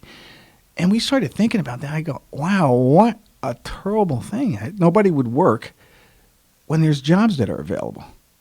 So after eating, I go out and talk to Tom Tesseri, and I said to him, I says, man, what do we got to do to fix this problem? I said, I got people that need jobs. Maybe me and you can get together. I can bust them out there from community action. And why don't you give them some decent jobs, teach them about the chef jobs, teach them about waiting tables, teach them mixology for your bar, so that they can learn the hospitality. Yeah. He says the hospitality business is something else. It's great. People don't know about this. See, the thing is, everyone who wants to think about having the big job, making $80,000, $90,000 a year. A lot of times you start out some of these small jobs and you graduate into bigger jobs. Mm-hmm. But it's about training, it's about exposure. But the sad thing is that we're giving out so much money that people aren't looking for jobs. And I think, part of the whole impetus behind the unemployment and additional money was for the hospitality field because they were hit so hard, right? All of a sudden, these individuals that were making their whole, their livelihoods, bartending, being waiters and waitresses and so forth, like that, a snap of finger, no longer had a job. And so that was really important at that time, and it really served a purpose. But you need to now relook at that, and you can't continue because things have changed tremendously since last March, April, and May to this year. And I think that's where the problem is. We're not switching gears as quickly as we should be. Right. And that's, I think, even here in Kingston and all around the country, since we're handing out money like this, why don't we use our money smart to get people back into the workforce? I'll give you an example. We're having this revitalization money. It's Recovery Act, it's called. Yep. The county's getting $34 million, yeah. Kingston's getting, what, $18 million? is it all about just building infrastructure? Wouldn't it be about, educating people, getting them into different areas of business? Wouldn't it be getting them into the hospitality business? Why should I have to spend my money if it's an idea that I have for community to actually get people out to these jobs? Why don't they do a big, huge job fair here in Kingston and start getting people employed? It's nationwide. Mother's Day was with my family, and we're talking about jobs. And there's I don't mean to be repetitive, listeners, but there's a wind turbine manufacturing company in Texas that is right now paying truck drivers, long-haul truck drivers, $14,000 a week to deliver their, they might be going to Saskatchewan, they might be going to, wherever these windmills are being put up. They will hire you, train you, get you trained to be a truck driver, and then pay you $14,000 a week. All you need is a clean driving record and no felonies, and you can make crazy money. But people don't want to do it. Who knows why? There's a stigma to it. I know contractors, plumbers, carpenters, masons, everyone, they're desperate for employees. And, people derisively say, the Mexicans or whatever are taking our jobs. No. There's so many jobs out there that there's... There you go. I don't know what the heck it is. But that's a good point that you bring out, because we think of economic development from building structures and trying to revitalize the area with things to do and stuff to happen and beautifying the area like we're doing Midtown. By the way, kudos to the city mayor. That is looking awesome in Kingston. I've never seen that before. You know what I'm saying? Yeah, I do. When you come into that circle, it looks fantastic. But why don't we think about building from like Biden talked about, from the middle and from the bottom out? Why don't we invest some money and put on a huge job fair? Because what you're saying about these jobs in the cement business and driving and $14,000 a month or a week. We might have to go take that job, Karen. But I'm thinking about it too. I know, right? But here's the thing. Who knows about it? You know about it. Yeah, but this was like in the Wall Street Journal or some, But that's out there. But that's the case. We take this for granted that those jobs are there. You're taking for granted that other people know about it. If we had a huge job fair, right, and let those people come to these job fair and pitch people, and have people walk up to a job fair, and it opens their mind. Yeah, Who knows? We're taking it for granted that people don't want these jobs, but we have to getting the word out. We have to expose same it. as everything. We have to expose That's what them we to talk it. about all the time. Communication. Getting the word out, whether it's job fair or senior citizens programs or whatever concert. It's getting the word out. Man, once you can figure that out. But here's the thing. Our economy here is ripe for several different things, with the prices of houses going up and stuff like that.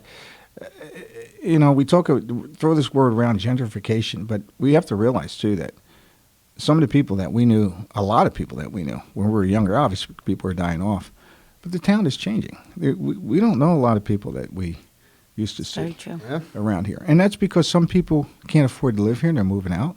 Their kids definitely are moving out because there's no jobs. There's a lot to focus on, and if we're focusing on keeping this area. This town, I call it a hamlet, this town, a nice area that people want to come and visit, go to Woodstock, see some of the arts, festivals and stuff like that. I'd like to see the area where we keep some of our families here. Absolutely. Like we know the Albanese, the Postupacks. Well, that starts with Browns, the Grays. jobs. Kids graduate high school and then they need, or college or whatever, they need a job, and if you have to leave the area, well, then there goes what you're talking about, the generational growth, makeup of a town, of a city, whatever. So, and a lot of it comes to, if we're going to lure in a big business here, the big business when they come in here, they want to see that we have a decent infrastructure. One, they want to see that we have a decent school. Two, they want to make sure that their kids can have doctors and dentists to go to. They want to make sure that they're shopping around here. We have the schools. We have the dentists. Not much shopping. But everything's going to be on Amazon anyways, you know. Yeah. A delivery driver. I mean, UPS and FedEx, they're you know, geez Louise. They're Even you know. big metropolitan areas anymore. My nephew lives down in White Plains. The Macy's there closed. The Penny's there. And that's White Plains. And then my son just came from Connecticut, and he said the mall out by them is slowly dwindling. The Danbury Mall used to be like the biggest mall like in the East Coast. And or it's whatever, you know? the stores are starting to But that's move what out. And I predict that's what we're going to end up with. We're talking about a coronavirus as a pandemic. I'm talking we're going to have Amazon. a pandemic with shopping. I'll tell you why, because we noticed this from being in a pandemic. We are social creatures. We like to be around people. We have to be around people. We have to hug people. We got to kiss people. You know, we just have to be around people to have a dialogue. Look at us sitting here at this radio station. People looking at, oh, you do that for free? We enjoy doing it. Yes. Yep. We enjoy doing it. But the thing is, if we don't have shopping malls to go out and socialize, and everything's done online, what does that do? Further isolation, you know, and that's bad. Yeah, and then, Yes. people are going to be out garage selling more and so on and so forth. But people like to be in malls. And the same thing with remote working. It was wonderful in the beginning, work from home, everything from home. But people are missing that socialization of being in the office, talking to your coworkers, having that cup of coffee, going out to lunch, grabbing a bite to eat. So remote working is wonderful in a lot of ways, but in other ways, just like you're saying, we're social people, and it's really mentally, wearing on people, It's wearing not on going people. into the office at least a few days a week. And see, we're learning something from just that social element. I didn't mean to go off on this, but this is key. No, it's a good point. This is very key. You're talking about crime in the area and stuff like this. I tell you what, have people be more social, get to know each other. Here's where you can start. You want to take that revitalization money and stop talking about this as insurance claims and stuff like that. This is not the case. Do me a favor. Go back to the Academy Green, Hasbrook Park, Block Park, Forsyth Park. Put the pools back in there so people can enjoy themselves. When they have the pools in there, they bring their kids up. Guess what? Mom and dads are sitting around socializing with other mom and dads. Okay, yeah. In the area. You take that out of there because you're thinking, I don't want my kid being around this kid right over here. We know what the problem is. You got a pool uptown. Put one downtown. Yeah. We got a pool uptown that kids got pools in the backyards. Downtown, we did the urban renewal thing, right? Yeah. Downtown, we took away.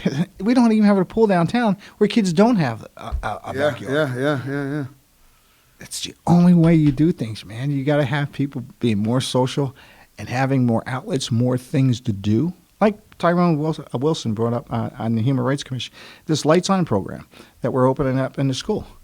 Kids are actually going to do something. They're going to learn things. They're going to stay out of trouble. We talked about that in the Dan Whelan from the Boys and Girls Club was on the past half hour, and we talked about the Lights On program at the high school this summer, which is a fantastic program. Fantastic. And I think I do think our county executive, I do think Pat Ryan, when it comes to revitalization money, they've created the committee. They're looking at using some of that money for housing and so forth. So I think he's looking at the social issues of the community and seeing how that money can go back into the community to help not only for housing, but also other social issues. And the committee, it seems like a really good cross-section of individuals who could bring a lot to the table and speak about all the different issues that we're facing right now post-pandemic. So, I think, and I think all the points that you're bringing up, Carl, are good ones that they need to look at before decisions are made on how that money is going to be distributed. I agree. I mean, I see our parks being used, but nowhere near the way it was when kids had a pool to go to. I mean, how many times have you seen kids in the pools and having a good time? Any fights, any arguments you ever see? Kids love pools. They were taken out so long ago, I barely remember. I mean, I remember the wading pool at Forsyth Park. And I do too. But I don't. I remember the that pool was Academy Green. ancient. Academy Green too? Yeah. Yeah, I do. But if you're having fun, the parents are relaxed, they're having fun. Can you imagine what that does to the community? Well, yeah, it strengthens the neighborhood, and you're family ties, and people are more willing to look out for each other, and it all. Yeah, you're right. It absolutely builds from that. Yeah, yeah. So there's some things that we need to look at, but Can we talk a little bit about community action? Sure. Carl? Like sure. what's some of the plans for the future? Where community action's at right now? You guys do so much good work. Yeah. Here's currently where we're at. We're starting out the farm stands and everything like that's been going really good as far as our outreach program. We've been reaching a lot of people. We did our first farm stand in Saugerty, as a matter of fact. Oh, you did? Yes. Michelle Hinchy was there. Fred Costello was there. A couple of other legislators was there. But it was the first time that we did one. And when you do one the first time, and I went up there to do it also. I called Spectrum News and got them there too. Great. To see people in need and see how thankful they are when they get stuff. Yes. That's one thing. I want to start and having our board really starting to push to our actual mission. Our actual mission is poverty to prosperity. We had one person there that came there that had problems years ago, drug issues, and turned around and cleaned himself up and got himself an awesome job, doing very good. And then we had another person that was there that came to learn how to cook, and now is a popular chef. I'm not going to say who the person is, but making a living for themselves, a good living. That's our mission. And we need to focus more on trying to take people from poverty to prosperity, because handing out stuff is a noble cause, giving people things. But we have the educational piece. It doesn't solve the problem. Right. It alleviates the symptom, but it doesn't get to the root of it. And that was the idea with the Lights On program, too. Instead of just having a place where kids can come and play basketball and baseball and dodgeball and have a good time and run around, expending their energy in a good way. I said, let's get a learning concept, too. So we have people that are teaching people audiovisual stuff, cameras. There's going to be somebody there teaching about cakes. This girl, Enrica, that I seen down using that community action. I was like, we need her to start teaching these kids how to cook cakes. Now we got this huge kitchen. Cakes? Baking? Baking? Yeah. Oh, you should. Ooh, baking's an art. You should see her stuff. It's off the chain. It really is. This girl's going to be very, very popular someday. But the educational piece, we're missing. We're feeding. We're not focusing on the educational piece. So that's somewhere where I'd like to push the organization, and also push the organization into having a centralized location here in Kingston. There's a person that had a building. I wish I had a chance to talk to him, but he died. I didn't get a chance. Mike Spada had some buildings around here. Had a really nice building I was looking at, and. It would have been great to for community action, or for what organization? For community action. Oh, okay. You're down on a centralized area, as opposed to being downtown where you are. Absolutely, and not a satellite location. A location there, and then we turn our downtown location into a satellite location.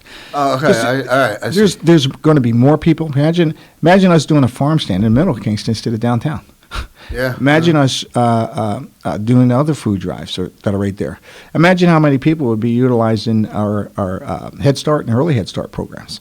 Realize that those programs were started because we realized, not me, my uncle, who I consider my brother, because I was raised up with him, Al Brown, back in the 60s, started that, and we had our first Head Start program in Word Street in our church, in the bottom of our church, because they realized that our kids were like 8 years behind other kids when they started schools. Can you imagine it? That's a barrier you can probably not get over. But there was behind the 8 ball your whole life that way. Absolutely, but there was the focus on the education. That's where we need to get more to. You know what I'm saying? We're helping people to get to the next level instead of always asking for a handout. If we start doing that, we start seeing huge progresses. But. We've seen what happens when we do handouts all the time. Like with this, now I just people saw, are not working. I just saw the land bank or whatever is acquiring a couple new properties, or not new, delinquent properties in Kingston to turn around. Yeah. Is that something that community action could probably get one of them or negotiate with one of them type thing? It's an idea. I'm just throwing it out there. Yeah. I'd like to. I can't speak too fast without getting board approval. Okay, there you go. Good. It's something that's out there because to me, makes perfect sense. Community groups working together for our communities. So. Right. I mean, if we came in agreement that that's a good thing to do, yes, we would definitely do it. I like more of these transfer of deeds. Like there was a transfer of deed to the old garage, right? To Senate garage. I believe there was, right? Know. I think there was. I got to look into that more before I say anything. Yeah. But yeah, that I would really like that if there was a county-owned building to transfer it to us for $1. Right. Yeah. It's been done, right? Yeah. Right. I mean, we look at some of these other buildings. It's available there. Rubco does a great job, and hats off to them. But there's. I want to know what they're doing with the 41 acres that's going to be at Golden Hill. What's going on with that? Are they selling just the building, or is it going to be 41 acres to build? Oh, they're taking the building down. Yeah. It's gonna be gone. I don't care about the building. I care about the 41 acres. Well, I guess, there's going to be a part, I don't know. They're affordable and workforce housing up there. there. There's going to be community center and shopping. There's going to be, the plans are grand, but I don't think anything's finalized, so. Well, I think it's been given to a developer. I do think, yes. Out of Philly. Yeah. Penrose or something like that. But they're supposed to be having public input sessions. Yes, that's right. Yeah. Neighborhood focus groups or something like that, but I'm not sure. Who knows? So it's going to be affordable housing. And workforce housing. And workforce housing. Okay. See, that's a term, too. That's good. Affordable to who? If you're making minimum wage, washing dishes, affordable is way different than somebody making $25, someone... Well, here's I think there's a federal formula. It's such a misleading word. If there's a federal poverty line, that's one thing, but... You see, guidelines are used for guidelines.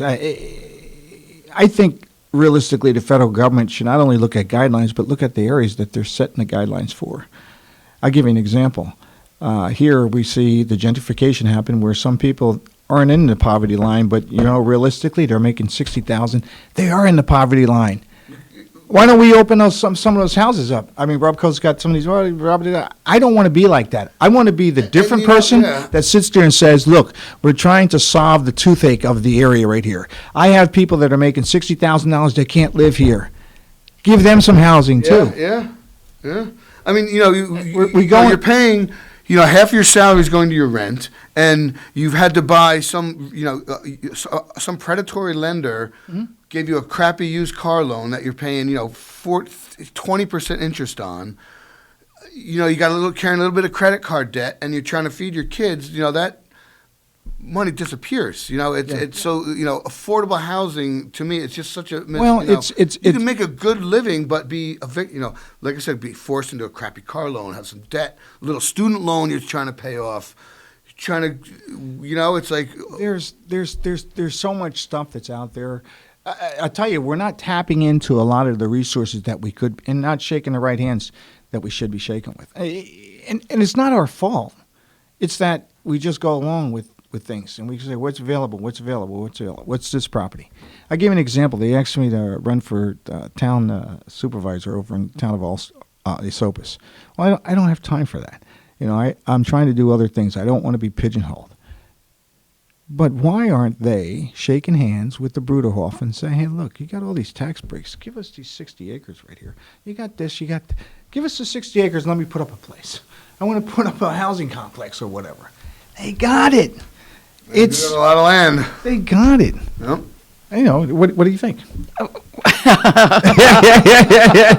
do I think? I think your ideas are fantastic. I think but I'm on LSD somewhere. I think what you're saying is very true. But I think the one point that you're making, and I know we just have a minute left, is a very, very, very true and very important point, and that is to really be successful in the community and really to meet the needs of all the people in the community, we need to work together. And if that means the Bruderhof and the town boards and the city of Kingston and the county Nonprofits leaders and the Absolutely. nonprofit all need, and like you're speaking about community action needing a building, and maybe the county, or I'm just using that as an example, where someone has the ability to give that to you. Those are all things that would make for a successful community. Absolutely. And also will allow us to reach out to, like you're talking about, the $60,000 a year person, as opposed to, the person that's making $15,000. And it's important to meet all the needs of the community. It's So hard- it's I hard think to- it's a great point. But that it's you hard make. to juggle that. You can't blame that on the county exec. You can't blame that on the No. mayor. You can't blame that on it's you can't- everyone. You We can't, all you need can't, to be part of it. But everybody's trying to operate within the guidelines. I'm trying to say is Push the guidelines. let's step outside of the guidelines. Let's address what the county and the city needs. It's a different. There's a different. And I'm going to say this right now. And Steve Noble, I hope you listen to this right now. They need a pool downtown. You have the money. Stop the crime. Put a pool in, and I guarantee you, with some what's saying and some grills and stuff like that, kids are going to have so much time doing other stuff. They're not going to have time doing crime. All right. But it's just a suggestion. There Just you a go. suggestion. All right, Carl. So the half hour goes like. There you go. It goes Yes, quick. flies Stir in the by. pot. It goes quick. Okay, All we'll right, be back. stir We'll in be the back pot. in a few minutes. Exactly. Thank you. We'll be back in a few minutes with Office of the Aging. Thank you. You're listening to Kingston Community Radio on WGHQ Kingston. On your radio at 920 AM and 92.5 FM, and also online at mykcr.org. Many medicines used to treat colds and flu contain acetaminophen, a pain reliever and fever reducer found in hundreds of over-the-counter and prescription medicines. But taking too much or more than one medication containing acetaminophen per day can damage your liver. So always read the label and don't take acetaminophen if you drink 3 or more alcoholic drinks every day. To learn more, visit fda.gov/OTC pain info. A message from the U.S. Department of Health and Human Services Food and Drug Administration. There was this one time I went snorkeling in the Caribbean when I was a kid. It really just blew my mind. We saw the most beautiful corals. I remember thinking they were waving at us as they moved with the ocean. And then there were all these amazing fish. I'll never forget it. It completely changed the way I look at the ocean. Most of us have a memory of being in nature we'll never forget. Let's protect the world's natural places so more memories can be made for generations to come. Visit worldwildlife.org. Have you ever experienced a wish come true? For a child battling a critical illness, a wish come true can be a turning point. One song, one dance, one game, one adventure, one moment changes everything. Make-A-Wish needs your support to grant the wish of every eligible child. Visit wish.org now to help grant more life-changing wishes. Together, we can transform lives, one wish at a time. Someone in your town, at your school, or where you work is suffering from Crohn's disease or ulcerative colitis. They're dealing with excruciating pain and days when they can't even get out of bed. Chances are someone you know has Crohn's or colitis. Someone like me. I'm Amy Brenneman, and I'm asking you to support the Crohn's and Colitis Foundation of America to help millions of us cope and to find cures. Visit ccfa.org today to learn more. Help someone you know get back to their lives at ccfa.org.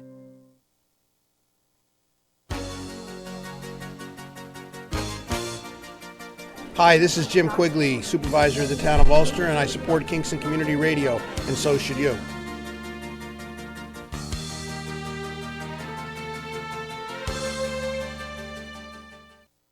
This portion of Kingston Community Radio is brought to you by Ulster Savings Bank. Visit their newest branch, conveniently located at the Ulster Commons Plaza in Lake Katrine. Experience the difference that local community banking offers with the convenience of another great location, easy access, plenty of parking, and a 24-hour ATM. Ulster Savings Bank, invested in community, invested in you. Member FDIC. And we're back. We are back. Carl always gets us thinking, That's right. doesn't he, Cameron? He brings up a lot of great Yeah, points. brings up points, Yes. and sometimes, we got to think outside the box. So Yeah, absolutely. That's for sure. That's the only way to solve tough problems is to think outside the box. And Yeah. the world has a lot of tough problems, so. It does. Not So just in this hopefully, normally Sue Koppenhaver is supposed to be our guest at this point. So maybe she's stuck in the detour or She whatever. could be. Yes. You know, Who 'cause knows? I imagine that's going to be a boondoggle. Yes, right let's now. talk At about that 8:30, again. You know, so yeah. Yes, remind people. Yeah, that's a good idea, The Nina. traffic circle's closed. Yes, so if you're coming from Albany Avenue towards Uptown Kingston, you have to go out Chandler Drive and come back in to come to Uptown Kingston. So there is a little bit of a detour there, and Cameron is probably right. Between the 8 and 9 o'clock hour, you definitely will probably hit some traffic and have a delay in getting to work. And then, what you were saying, coming from Uptown, if you're going down Broadway? No, if you're coming up Broadway and you're trying to make a left, like to go to where the Governor Clinton is, so a left onto Albany Avenue, you can't make that left. Okay. You have to go all the way out to Colonel Chandler, and then get on the traffic Well, they're circle probably paving there, and come in you know. Washington Avenue that way. Yeah. So the bottom line is you cannot get from anywhere on Broadway or Albany Avenue to Uptown Kingston without going out Chandler Drive. I think they were paving all night because they had those. One, there was a sign they up were that said paving, paving yes. 5:10 to 5:11, Yes. and they had all those light trucks Yes. set up yesterday afternoon when I came home. You know, the not trucks, the light stand. You know, the little Right. things, construction light things. So, I think they might have been paving all night. So. Yeah, so beware. Yeah. Yes, right? Yeah, that'll be nice when that's finished. Yes. Because then hopefully they can get to paving the rest of the city. There's Some- some there's Maiden Lane is really bad. Pine Street by St. James right there is pretty bad. Yeah, there's a lot of Yeah, there bad is. streets. I'm sure they'll get to it. I mean, the stuff is just opened up now. Was that the door? Did you just hear the door? I heard the door. That's So I probably hope it's. Carl. I think that was Carl dropping your thing off. I was going to, so Sue has sent us the newsletter. Oh, okay. Yes, every month, which is great. And I was just going to log on to my email, and we could at least talk a little bit of the some of the things that are in the Office of the Aging newsletter, in case Sue, for whatever reason, does not make it in or does not call in, because there is so many things going on at the Office of the Aging that keeps us, keeps seniors insurance stuff, informed tax and- stuff. Yes. Now, tax was extended, right? Yes, May 15th, I think, right? A Yes. month they bumped it out. So yeah, there's still time. A couple days. Yes. I already spent my return. Have you? I did my part to keep the economy rolling. All right, that's good. They That's like you right. to put it back into. I did. But that Yes. stimulus check, I bought some furniture for my back porch. Oh yeah, is that where that came from? Yeah, That is nice. That back porch my furniture. stimulus check. I spent Yeah. it at Home Depot. And it makes that porch look bigger now because that table's been there since. Yeah, I hated that since stupid table. Yeah, that table's been there for like 15 That years. was that was a cafeteria table from the old Rylance printing when we Really? moved from Sauk Hill Road to IBM. Yeah. You repurposed it and Yeah, look at it, I it gave kept you a it. lot Had of it, years. Had it and- since then. It's been on my back porch forever. But yeah, now it's a real back porch. Now more you like actually No, it's have nice. And now you need some of those blinds. Do you have the blinds that go down to block the sun? Yeah. Even though you do have you've done a lot of work on that porch. You got a lot of paint up ahead, right, Cam? You're doing your front porch. You're doing your back porch. I got it also, yes. He doesn't want to railings, talk about it. Wrought iron railings. Ugh, those are the Well, you worst. got two You people got living good- there with you. Put them to work. That's right. Yeah, good luck with that. Yeah, my son sells paint and doesn't paint. You know, go figure. Smart young man. You can always get a deal on some Benjamin Moore or That's right. The family discount. The tailor's suits are all ripped and tattered. You know? Right. He's fixing everybody else's, not his own. That's funny. So I'm trying to pull up the newsletter, but it's just taking a little while. But I did read it, and I did see that they are coming back with some of their the cafes, Cameron, that they used to do. Yeah. They're coming back to some of those. I believe with the movie theaters opening, they might start their movie days again. They were big. They were. Are you on our Wi-Fi, or are you just using your regular thing? I probably was using my regular thing. Well, here, do you want the Wi-Fi? It's Giants. I'm sorry. Yep. It should come up KCR 920 under the Wi-Fi. Okay. See if it's in there. Okay. Because the thing is right there on top. Yeah, but now that theaters are allowed to be opened, and generally seniors have been very proactive in getting vaccinated.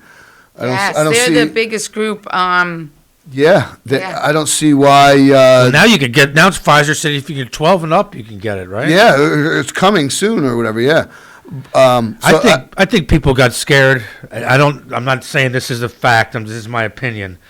When they put a pause on the Johnson & Johnson thing, people just you notice like not as many people were freaked out. Yeah, they're turning. Several states are turning away vaccines because they don't know if they're going to be able to give them out. Less people. I told you she'd be here. There you go. There you are. You got the detour. You get stuck in traffic? Gee, you think? Yeah, we hypothesized that. So. We did. We were trying to pull up your the newsletter. quickest way, the most direct way here, but now it's the slowest. Yes. Oh my God. Sorry. Yeah, because you had to go out. We all experienced that this morning. Yeah. Just. Oops. Well, anyhow, take a swig. Relax. How are you? We're good. We're Welcome. trying to pull up your newsletter. I was saying how you send us the newsletter every month, which is fantastic, and we love it. And so we were going to pull it up, but now that you're here, that's even better. I am the newsletter. You are the newsletter. There you go. There you go. But we were just talking about some things that may be restarting, but like the movies, like Yes, so vaccinations and theaters. All right. So the plans are, though I haven't been approved yet. I don't know when the county's gonna kind of open, but I know that Governor Cuomo had opened a lot of things as of the 19th, right? That's in like next May 19th. Yeah, that's the. And I'm hoping that the county kind of follows suit.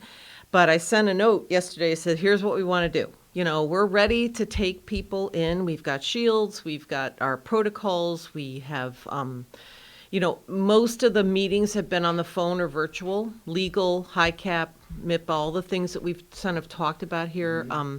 They've been going on, you know, all year, just in lesser numbers, which is too bad. But we are still meeting people. Now we want to, you know, it's easier for those types of things to be done in person, personally, I think for the seniors as well and for the workers. But I'd love to open that up. We have space for people to go if they feel uncomfortable in an office. We have the senior hub is all ready for that. It's been ready. We want to get a hold of Rosendale Theater because we do have a contract with them. Every year we have a contract with them to show 6 movies. And we pay for the movies, depending on the movies, interestingly enough, or how popular they are. Oh, yeah. You have to pay like a royalty, right? Right. Yeah. They got to pay. Yeah, we have to pay. No, if you even show a movie in your neighborhood, you're supposed to be paying royalties. Yeah. I didn't know any of this. So anyway, but the movies that we show aren't like first run Star Wars. They're not anything like that. They tend to be the older movies. Classics. Right. So Alfred Hitchcock, you know, the really famous Christmas movies, blah, blah, blah. Cincinnati Kid. Right? They Cincinnati Kid, they did. Yes. I think the last movie we actually showed was It's a Wonderful Life, and we had done it at Christmas time. So anyway, I asked for that one personally. It is a favorite. It is a favorite. I've never seen those movies in the theater. I've only seen them on TV. So they've been chopped and broken and edited for time. Yeah. There's no commercials. Yeah. Rosendale Theater is this wonderful old theater with a neat little sweet shop and popcorn and everything. So we do want to start them up, and we're considering starting them in like October so we could hit the holiday season. I think we can do that. I think that will be doable. Two of the biggest things I wanted to say, though, today was a couple of weeks ago, I guess we got a note from New York State saying, here's your percentages as of now. And Mark said that the seniors, I think it was over 65 and over, we're only at 66-point-something%. And really need, for herd immunity, you need, 75 or greater, but I'm not sure what's stopping the rest of the seniors. We're having pods all over the place. I mean, every week there's like 5 different pods in 5 different places. How accurate is that data, though? Is accurate? Well, they're basing it on I'm sure census data from, let's say, Ulster County, age data.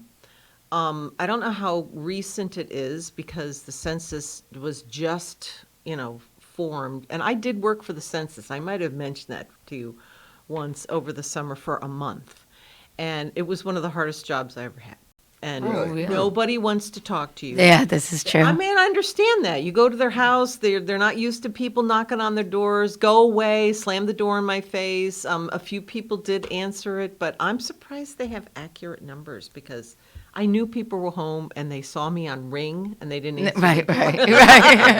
Cars in the driveway. I digress. So I'm not sure how accurate the numbers are, but we have everybody who's been vaccinated is in a database. Oh, that's fantastic. That's Everybody. great. It is across the country. Okay, all right. I didn't realize. All Well, that makes paranoid sense. about- Yes, that's you right. have to That makes track sense. it. What You am I have to know saying? when they're coming Absolutely. back. You have to know the lot Right. number. You It's have to all know- in yes, there. that's right. It's which arm you got it in. Right. You have to track all that in case Right. something happens. Right. I mean, anyway, I know people are really paranoid about this, but they need to get the seniors need to get it. Everybody needs to get it. But I'm just wondering why the seniors aren't coming out in. I think the big wave stopped, and now we're at the hesitancy point that everybody talks about. Transportation issues, religious things, who knows? I don't know about the religious thing, but it could Everybody be. got It the could be polio. that- Everybody got a polio vaccine, so Transportation wise, I mean, the county has offered. County has yes, offered free transportation to Right. Best Buy, so that's not an issue unless you can't get on the bus. Call our office 340-3456, and we will try to work out something. I know there's a couple people who've been driving folks to the sites, to the pods, but we are trying to put them in different parts of the country. The county. I know there's one in Shumgunk. Is that how you pronounce it? There was one in Shandaken last week. There's always one in City of Kingston here and there. There's always a couple at Best Buy.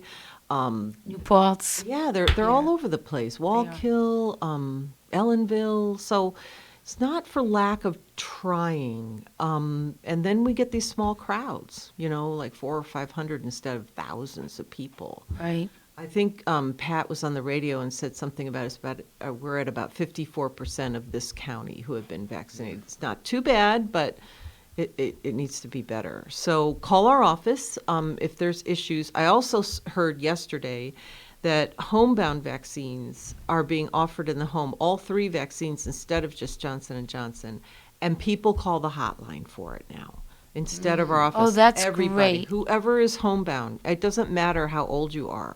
If you're disabled and you can't get out of the house, you are homebound. And what's the hotline number? It's 443-8888. And the Easy to remember. Resource Service Center will take your name and number and address and figure out a way for the Department of Health to get you. Obviously, that's a much slower process. You got to go from house to house. There has to be 2 people there. They give you the shot. They wait for 15 minutes to make sure nothing happens to you. Yeah. Then, I was going to say, they could pump them out quick, but you got to wait. wait. Yes. And then you go on to the next house. So they're regionalizing the shots as they go, which makes a lot of sense. We're going to Saugerties I got 5 people in Saugerties. I got 4 people in Kingston, 9 people. Not going to make a whole lot of blips on your radar. Well, all right, so here's the thing. Jill Short, dear friend of mine, she lives in one of the Birch's things. Okay. And she comes to pretty much all of our Elks dinners on Monday nights and gets 6, 8, 10 dinners because she's one of the only women, or one of the only residents, it's all women, on her floor that drives, and she brings back the dinners for everyone. Nice. That could be, that reluctance to travel, has anyone thought about going to Birch's? Let's bring the van. We'll set up in the parking lot. I think there has been Golden several. Hill Yep.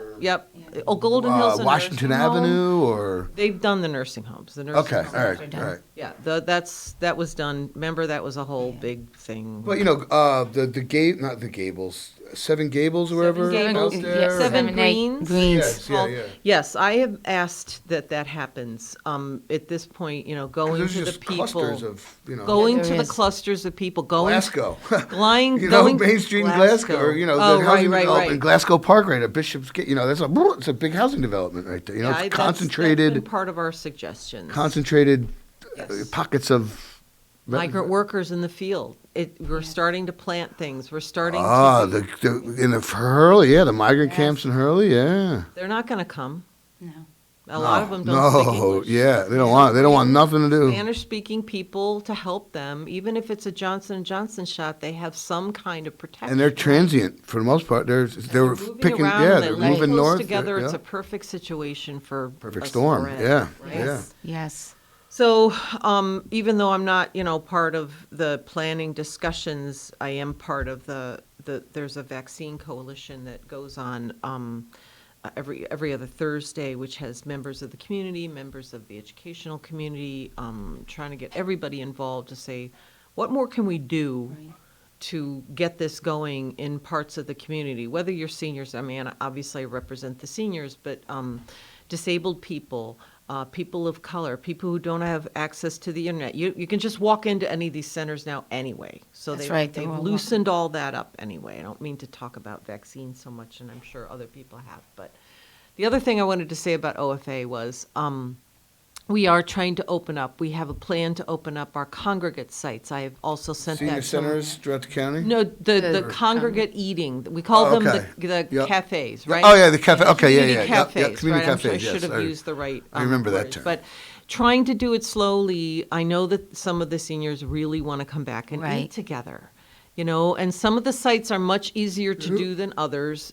Ellenville, for instance, is a county-owned site, but it's small. The room is really small, and a lot of people go to that site. So we might have to do 2 shifts, one at 11:30, one at 11 or 12 or something like that. Using disposable stuff for a while. The senior hub is easy. Rosendale is easy. Saugerties is smaller. New Paltz is pretty big. Those are the things that we laid it all out with Gateway. This is how we can get this done. They need to get staff in there because, unfortunately, they laid off all the site managers when there was no more congregate sites for the last year. So hopefully they can come back. Yes. So when they get the staffing in place, maybe we can go forward with this. The other things that we're doing, just a couple dates to keep in mind. The 24th of June will be a birthday bingo game outside at Robert Post Park for the seniors, and it'll be like after lunch. And then June 21st, we want to have a small volunteer kind of picnic. Did you guys have a senior of the year? Or yes, last year. June? Yeah, It was a summer picnic. It was all, yes, we used to. Last year we didn't. It was all virtual. I don't know how you did that. But last year was like a lost year. It was a lost year. It was. And then we do it every year. We have like an application. People send in their nominations, and we read them, and we have a little committee that kind of looks at them. And that's still going to go on. And then we're trying to plan 2 barbecue picnics in the summer outside at 2 different parks. Oh, so good. we're looking at Robert Post and maybe, I don't know, Ellenville or Wallkill or something like that. Yeah, so we are trying to get folks back into the swing of things and get them outside and at least gathered together. We can't ask if you're vaccinated. I was going to ask you that. You cannot ask that. Okay. I'm not going to, Right. But I assume that people will wear their masks and be respectful. That's just a HIPAA thing about? It's not really my business. I mean, it's not. We're not allowed to, really. I mean, we're not a private organization that, like the Yankees, that's the only way my son would get vaccinated. Is like, well, that's what I was going to say. Stadiums won't let you in without a vaccination. Yeah, well, I know people. It is a way to encourage Giants people. And Jets fans are like, that's too. They're all asking for it, and Yes. I have a feeling a lot of the private agencies are going to do that. So, what if the planes ask you? Right. What if the airlines ask you? It is a way to encourage people to get vaccinated. Unfortunately, a plane's a private company. I mean, you don't have to fly United. Right. So Right, you don't. right. You want to fly United? Show me your thing. So Exactly right. Yes. Yeah.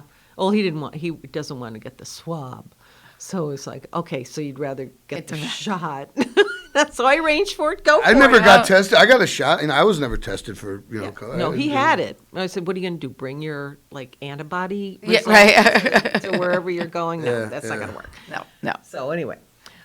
So that's good in a way. Now, I guess. tax season's still going on, or you're still not really? I think taxes are due the 17th, aren't they? around the That's corner. like a month from or a week from yesterday. Yeah. So no, that's pretty much done. wound down.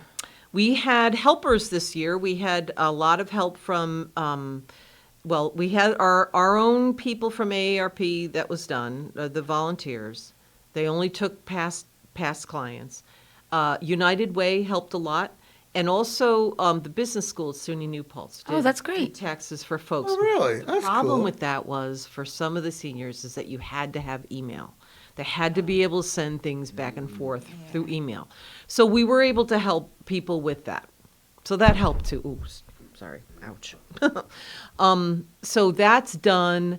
And the summer will be, let's see, next month is June, right? So starting in July, I think, we hand out the farmers market coupons. That's coming up again. Yes, And they hopefully just we'll opened. be able to visit some of the markets, and people will be able to come into the office again, and we'll be able to get rid of all of our coupons. Last year we had some left over because we just didn't.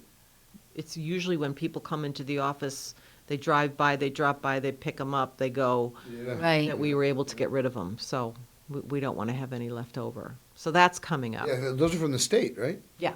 Yeah. Yeah, $20 worth of coupons at any of the farmers markets that are participating. Not all of them do, but as the year went on, as the summer went on, more and more people were asked. Like, for instance, Seed Song, that new place, and I don't know how new it is, but it's like they think it's a co-op. I think it is too. Right? Yes. It's a co-op. Yeah, I believe And it is. I sat at a table one night when they were having like a give where the people would come and they would get their share. You know, that's what they do every week, whatever's open. It's a great idea. Vassar does it too. I live right near Vassar College, and they have a huge farm back there with a huge co-op. So you get just these that's cool. boxes of food, from there. CSA, Community Supported Agriculture. Thank you. Yeah, Okay. my mom's got one. Oh, and she does, yeah. So anyway, that I went there, and What the hell you do with they a were fennel one of them. bulb? What do you want this for? People eat fennel. Yeah, but I mean, you get obscure stuff you never bought, I know, which is right? cool. Which is you great. get your It's box like, of what stuff. do I you do know. with this? And It's like what is it? Fresh beets. It's like, fresh Oh, beets. I You know, love yeah. It's Yeah, I like, do too. Makes it, I'm sorry, I didn't mean to cut you off. But I've the been CSA is rambling. great, you know. Yeah. So anyway, they were one of the people who, you could use that there, and they signed up, and I think Which is the good because Kingston they're out. one- There's a lot of seniors out town of Ulster there. It's close Yup. to them. And the one in right near the Old Dutch Church. There's one on Saturdays in the Yeah. city. Are they signed on too? Oh yeah, they've always. Oh, been good, part of 'cause that's a it. big one. There was Yeah, even there's, like, hustling 4 in the or rain the 5 other of them. day. Yeah. So we let people know. We give them a sheet. Everything's in English and Spanish. You have to sign for it, a test that you're over whatever 60 and that you have an income of less than this or that. And that's all it is, really. That's great, though. Yeah, and it really encourages people to go to the farmers markets. Fresh stuff. All you Yes. can get is fruits and vegetables. There's no other stuff with it, so it's not a lot of money, but it's something to help. Yeah. And it's a social. It gets absolutely. you out. It's a Yeah, right. Gets you out, gets you to see the markets, gets people, gets Steps customers there. Gets your steps in. I had one of those for like a month and it drove me nuts. Beeped at me all day. And Get up, come on, man. No. Those steps. Yay, you did put one on, put it on your dog for a while. Put it on your dog's collar for a while. And it's like, oh, wow, you're doing great. No, thanks. I got to get rid of this.